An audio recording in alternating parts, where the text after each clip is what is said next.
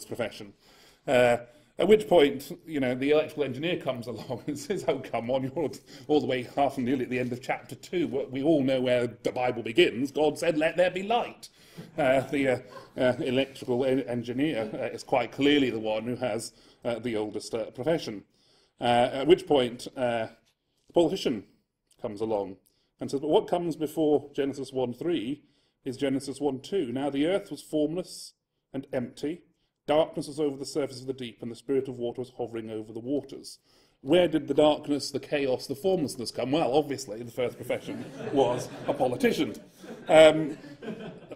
Obviously a rather frivolous story, but it does highlight the dangers of appealing to Genesis. So again, we've talked about the dangers of appealing to the Bible to prove whether it's that we are the most distinguished profession and that it goes back to God's creative work.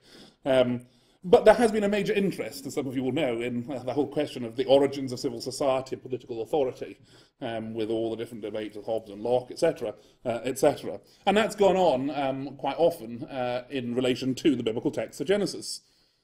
Because, as you've probably been looking at already, as you're aware, biblically, from a Christian perspective, humans are social creatures. Genesis 2:18, the reason why God had to be an anaesthetist and a surgeon, is it is not good for the man to be alone, that we are made for life together in harmonious community. That is part of the created order.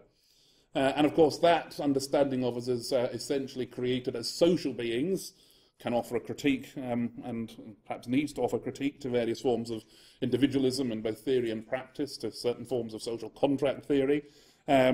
And it's important that we distinguish this view of society as something that is the created good. We are made as social beings, from the political question of the role of authority, rule, governance within that society. That, as